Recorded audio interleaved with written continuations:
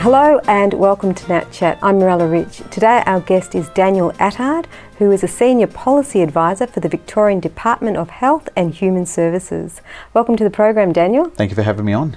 Now, can you tell me exactly what your job requires of you? What is involved? Okay, so what a policy advisor effectively does is work in a given area in the Department of Health and Human Services. It covers a broad range of things, obviously health, mental health, disability, ageing, housing, sport and recreation. It's by far the biggest department in the Victorian government, and specifically I'm in the housing division, and even on a level down from that, the social housing reform branch. And what we do in a nutshell is look at the social housing system and industry in Victoria, and basically look at how well is it working, what parts of it need review. Do we look at particular policies or procedures that can be improved with the changing dynamics in housing, whether it's housing unaffordability, risk of homelessness, now family violence is a growing issue. We look at the changing dynamics of the clientele that are in need of social housing or who are currently in the system as things stand, and we see whether or not the system is working as well as it can. Okay, so it's kind of your area where, say, for people, example, if they're looking for a house, they've got not much money at all, they would apply to get a government grant or a house from the government, is that right? Absolutely. So social housing encompasses typically three main portions. The first one is public housing, which more commonly known in Victoria as the Housing Commission, though we haven't been known for that for several decades. So where public housing is owned and managed by the Victorian government. Then we also have community housing, which is managed and sometimes owned by non-government organisations. And then we have crisis housing, which is more short-term accommodation before we can find a long-term solution. Typical example of that is for people that are at risk of homelessness or who, for safety reasons, for example, escaping family violence, need short-term accommodation before a long-term solution can be found. All right. And what does your own job involve? What sort of particular area are you working in right now? Okay, so I look at basically how we allocate and who is eligible for housing as things stand at the moment. So we look at our policies, so our allocation policies, our eligibility policies, how effectively housing is managed in Victoria. Okay. And so the more, if we can stop, for want of a better term, wastage or inefficiencies in the system, you're never going to get rid of them completely. But if we make sure that the system runs as well as it can be expected to be, we can help more vulnerable people in Victoria who really need it. It. So, and that's part of the role. Another role is budgetary work. So we look at obviously, we've all got to work within the fiscal parameters of governments, whether it's local government, state governments or federal. And a lot of time these lines are blurred. So a lot of programs, some of them are delivered through local government that are funded through the state government. Sometimes the state government will deliver things through national partnerships between the state governments and the federal government. So it's looking at what money do we have available, what resources do we have available, and how can we help as many people as possible, particularly the vulnerable ones that are about to fall into the homelessness system. And when they fall in there, it's imperative to get them out of the homelessness system as quick as possible, because the longer they're in there, the harder it is to get them out, because they become entrenched, and then that's affects other aspects of their life.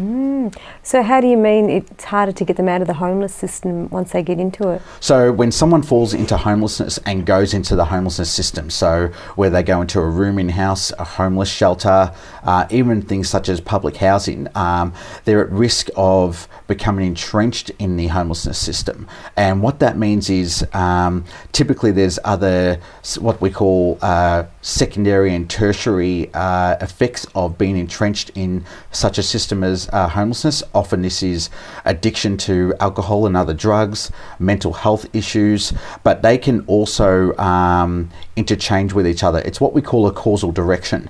So homelessness can cause alcohol and other drug dependencies, but alcohol and other drug dependencies can cause homelessness. So one or the other aren't strictly just a cause and effect. They can both be causes and effects. And like most things in the human services world, there's not a clear black and white. There's a large grey area that we operate in.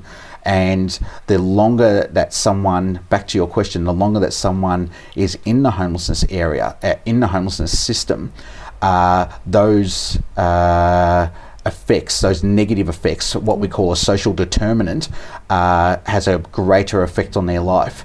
And that also has in itself more ongoing effects. So where alcohol and other drug dependencies from homelessness affect their relationships with their children, and that relationship with the children can affect a child's engagement in their local school, whether it's primary, secondary, tertiary.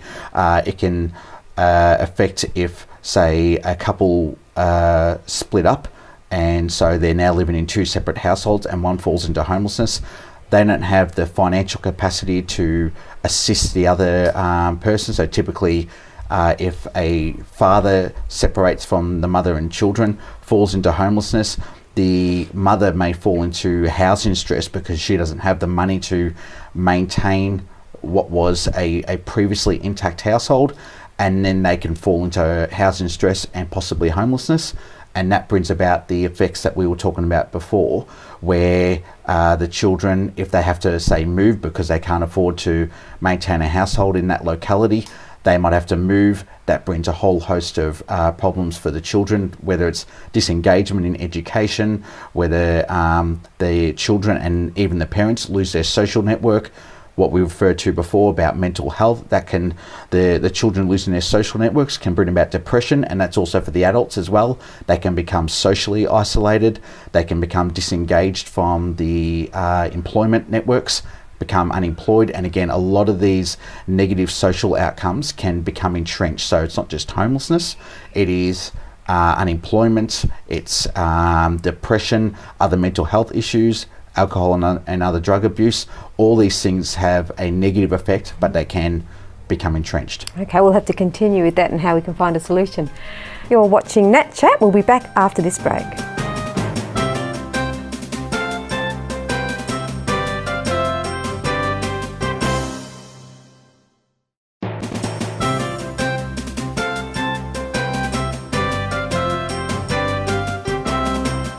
Hello and welcome back to Nat Chat. I'm Mirella Rich. If you've just joined us, we're here with Daniel Attard, who is a Senior Policy Advisor for the Victorian Department of Health and Human Services. Welcome back to the program, Daniel. Thank you. Now, before we were talking about this kind of downward spiral with in families, where if the family breaks up and then they go into homelessness, and then it comes drugs, alcohol.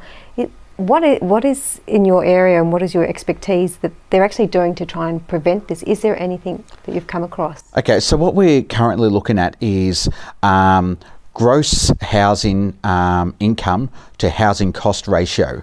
What that means is basically how much of your gross household income before tax is spent on housing. Typically, housing affordability, we always hear about how housing's become unaffordable in Australia, and it has gone up significantly, especially in comparison to wages over the last 20 odd years. But when we talk about housing affordability, it's generally gauged with what we call a 30-40 rule. That is that the bottom 40% of households in Australia don't spend more than 30% of their gross household income on housing related costs, so paying rent or paying a mortgage. The reason why we say only the bottom 40%, and when I say the bottom 40%, imagine all households in Australia over a spectrum of the absolute poorest to the absolute richest. The bottom 40%, if they spend more than 30% of their household income, their gross household income, on housing costs, they're technically in unaffordable housing and in housing stress. And housing stress is anything above 30%. Obviously, the higher it goes above 30% of their gross household income, the worse the stress is, and then the greater risk of them defaulting on their mortgage, defaulting on or not paying their rent, and then again becoming homeless. What we spoke about before, becoming at risk of becoming entrenched in the homelessness system. So what I specifically look at is how what we call family fragmentation, how that affects housing stress and risk of homelessness. So typically you would have a family, a mother and father, and 1, 2, 3, however many children, and they're staying in the one house, the one property, and they're servicing that property, as in paying the mortgage or paying the rent, collectively together as a single family unit. When that house breaks up, and that doesn't necessarily have to be through relationship breakdown or divorce, households can be technically together in, for want of a better term, a romantic sense, but they have to live separately. For example, that the one of the parents, typically the father, might be a fly-in, fly-out worker in the mining sector, or that they can't actually afford to service a household on their own, or they can't find a house of appropriate size to house all the children. So one parent may actually live with one of their own parents, their children's grandparents, or live in another location. And so while they're technically romantically together, they're two separate households. You can also have the flip side, where you have two separate households living in the one house, where the mother and father, or the two parents in that household, have romantically become detached. There's been a relationship breakdown, but neither of them can afford to service a rent or a mortgage repayment on their own. So they're staying together purely for financial reasons. But that also brings about other social and psychological and emotional fallout or issues to deal with, because technically they don't want to live together, but they're living together purely as a means of financial survival. So when a household fragments into more than one physical living locality, that's where housing unaffordability increases substantially, and sometimes it can actually double or go well above doubling and even tripling. So what I mean by that is, you might have a household that's spending, for example, 25% of their gross household income on paying a mortgage, paying rent. When they separate, in layman's terms, what's happening now is they are now paying two separate mortgages, two separate rents, two sets of electricity, gas, water bills. So while each household now has significantly less income each, they're servicing a comparable amount of fees, services, charges, including mortgage and rent and other utility bills, while they've got greatly reduced income. And that's what causes the housing stress and puts them at risk of homelessness.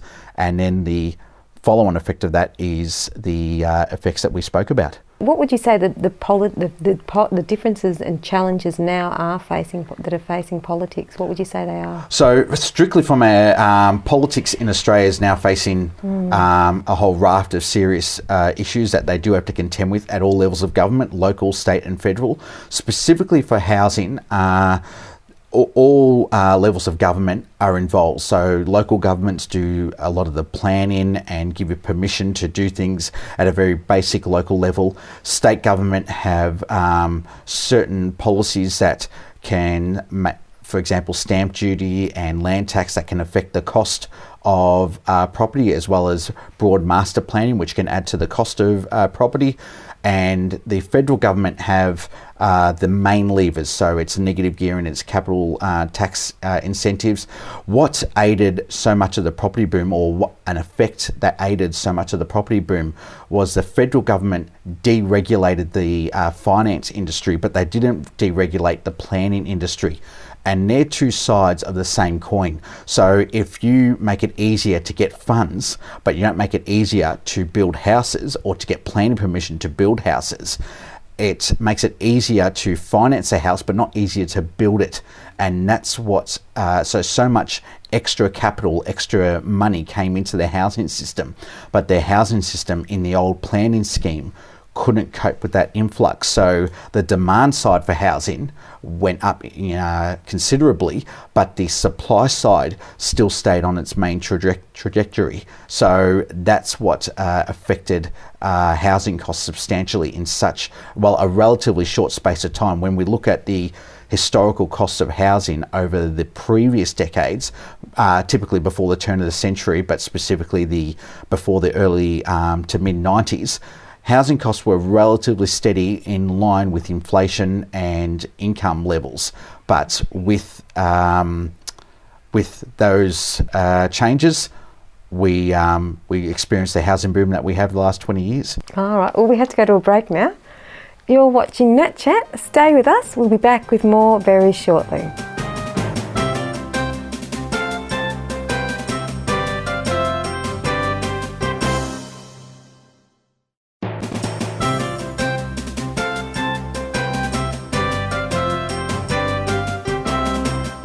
Hello and welcome back to Nat Chat. I'm Mirella Rich. If you've just joined us, we're here with Daniel Attard, who is a Senior Policy Advisor for the Victorian Department of Health and Human Services. Welcome back to the program, Daniel. Thank you. So can you tell us, what are the challenges facing government? Okay, so principally the biggest challenge for government is how, all governments, local, state and federal, are going to pay the bills. Particularly the federal government, because so much of what local and state and territory governments do feed directly from the federal government. The federal government is, you may call it, an umbilical cord for the states, territories and local governments. They've got this phenomena now where it's dealing with debt. We heard so often in the previous years of a debt deficit disaster, as Tony Abbott put it. Julia Gillard promised so much about delivering a budget surplus that never eventuated. The main phenomena that contemporary and a lot of the Western countries around the world are dealing with this is that the number of welfare recipients is increasing while the number of taxpayers is decreasing. And eventually you reach a equilibrium as such where the number of taxpayers equals the number of welfare recipients. And if that equation turns on its head and there's more welfare recipients than there are taxpayers, you're left in a conundrum where the people that are contributing to the system in a financial sense are actually being outnumbered by those taking money out of the system. And that's a phenomena that the federal government, more than local and state governments, have to deal with at the moment. So we look at typically there used to be more long-term governments, and we're seeing this at a state level as well, where governments were voting out a first-term government was almost unheard of, but it's happened in Queensland, it's happened in Victoria recently, and so they're trying to basically deliver the services that Australians have come to expect, but with a growing welfare bill, for want of a better term, but with a shrinking revenue base. And it's the old adage of an immovable object and an irresistible force. Something has to give. And so the challenge, if we can use our specific example of housing, so people are asking the government to come up with solutions for housing affordability, whether it's review negative gearing policy like Bill Shorten has promised for the upcoming federal election, or review capital gains concessions. All these things cost money. And at the moment, the federal government, along with many of the states and territories, just don't have that money to deliver these social or economic outcomes that Australians have come to expect, that made financial sense, particularly during the mining boom years or through previous generations. But with the changing dynamics we have in Australia, where things such as low-skilled work has all but disappeared overseas to many developing countries, for example China, we don't have those entry pathways into employment. So particularly our youth unemployment, we're having hotspots of youth unemployment show up right across the country, but and including Victoria, typically in rural areas where there's just not those pathways into long-term sustainable employment. So these are issues that the government has to deal with at all levels, and they're continuing to struggle to come up with those solutions while trying to deliver a sustainable economic footing for the current generation and for future ones. Wow. How do you see the solution? Basically, some hard decisions have to be made. I think whether the leaders of state and territory governments, and particularly the Prime Minister, for reasons we spoke about before, about the federal government funding so many of these goods and services, the Prime Minister needs to be quite frank with the Australian people and say, look, we simply do not have the funds anymore to provide these services, and it is going to be a difficult and uncomfortable conversation to have, but the result is, if we don't do that, it's what I refer to as intergenerational theft, where we are borrowing money, the current generations, that future generations are going to have to service that debt. And it's quite an unethical way of maintaining our lifestyle at the expense of the living standard and the lifestyle of future generations, when they at the moment don't have, they're going to be left paying the bills, but they don't have the capacity to exercise their political opinion in the form of voting at the moment. So it would be a very easy thing to just simply say, let's keep the status quo, let's keep delivering the services that we're doing, let's continue to borrow money at the rate we are, but eventually we can't live in a structural deficit as we are at the moment, ongoing forever. We need to have a truthful conversation as a nation in and amongst ourselves, which has to be led by the Prime Minister. He's the leader for a reason, that it is going to be an uncomfortable conversation, but say simply the number of taxpayers is falling with the ageing population. The baby boomers are currently in transition from employment going into retirement, and because they're at the end of their working life, they're typically high income earners, so you're going to have this block over the next 8 to 10 years of typically high income earners that are high taxpayers move into retirement, and then that will bring about other costs to housing, providing appropriate aged care, providing they're going to be using the health system much more, and then not only are they going to be receiving the age pension, but they won't be paying the income tax they were previously. So you've got this perfect storm of decreasing revenue with increasing costs associated with an aging population, and all those things simply don't fit into the current model that we have of, for want of a better term, paying our national bills at the moment. So again, to repeat my point, it's that conversation, that being honest amongst ourselves as a country, saying some of these services or payouts that we get from the government just aren't sustainable at a fiscal level anymore, and can we do without them? Or are people paying their fair share of tax? Are we putting the burden on too few to service too many? It's these conversations that we really need to have. Well, look, it's been wonderful having you here. Would you like to come back again next week? I'd love to. Thank you.